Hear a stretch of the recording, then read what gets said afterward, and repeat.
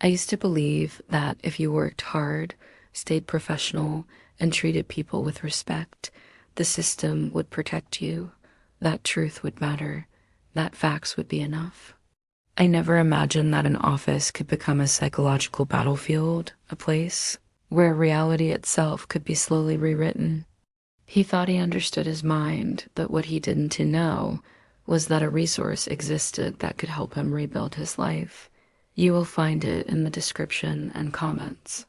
At the time, I didn't know I was stepping into an environment where my perception would become the target. It started small. A meeting I was told I had missed, even though I clearly remembered attending. A decision attributed to me that I knew I hadn't made. Emails that suddenly never existed. Feedback that contradicted what I had been praised for just days earlier. At first, I assumed stress, miscommunication, my own exhaustion. I told myself, "You're overthinking, stay professional. Don't make problems where there are none." But the pattern didn't stop. It escalated. My supervisor would deny conversations we had just had. Colleagues would subtly imply I was confused, too sensitive, forgetful. Mistakes that weren't mine were quietly placed on my shoulders. When I defended myself, I was told I was being defensive. When I presented evidence, I was told I was obsessed with being right. Reality began to feel negotiable. And the more I tried to clarify, the more unstable I was made to feel. The office didn't feel hostile in an obvious way. There was no shouting, no public humiliation, just quiet doubt, polite dismissal. Smiles that carried contempt. I began double-checking everything. Rereading emails, recording dates, saving files. Not because I was paranoid, but because my memory was constantly being questioned. And when your environment repeatedly suggests that what you saw, heard, and experienced is wrong, something inside you starts to fracture. I noticed the change in myself before I could name it. I became anxious before work. My heart raced when my phone buzzed. I replayed conversations in my head, searching for proof that I wasn't imagining things. I stopped trusting my instincts. I stopped speaking up. I started shrinking. And the most dangerous part? I began to believe that maybe the problem really was me. The breaking point came during a performance review. I was criticized for behaviors I had been explicitly instructed to follow. When I calmly referenced previous directives, I was told, "That was never said." When I showed written proof, the tone changed. "You're taking this too personally." In that moment, something inside me snapped. Not in anger, but in clarity.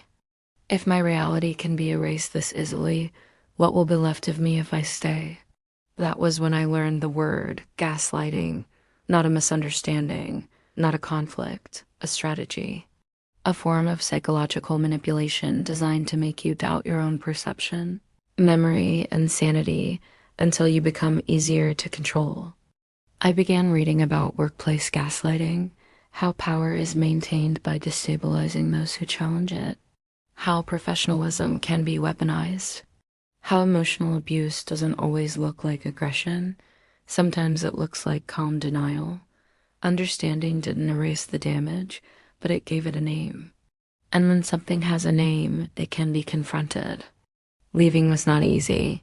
I questioned myself even as I submitted my resignation. Am I overreacting? Am I running from a normal workplace problem? But the moment I stepped away, my body answered before my mind could. The anxiety softened. My thoughts became clearer. I could breathe again. And I realized something painful but liberating. A healthy environment does not make you doubt your own existence. Rebuilding meant relearning trust in myself. I began validating my own experiences instead of waiting for permission. I stopped explaining my reality to people committed to denying it. I sought spaces where communication was direct, accountability existed, and respect was not conditional. Slowly, the fog lifted. My confidence returned.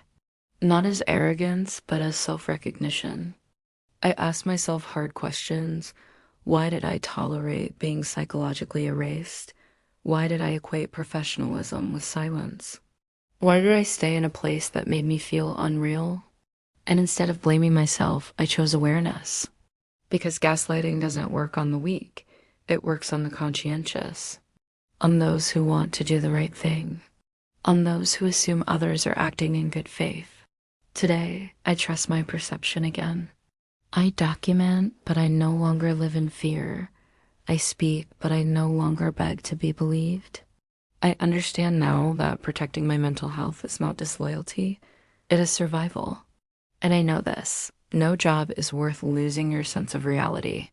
At the end of his journey, he discovered guidance and a resource that helped him face anxiety and rebuild his life. You can access it too. The link is in the description and comments. Healing from workplace gaslighting is not just about leaving a job. It is about reclaiming your mind. And when you stop allowing others to rewrite your truth, something powerful happens. You become unmanipulable. True freedom begins in the mind and only then appears in life. If this story resonated with you, like the video, subscribe to the channel, and continue this journey with us as we expose toxic minds and rebuild stronger ones together.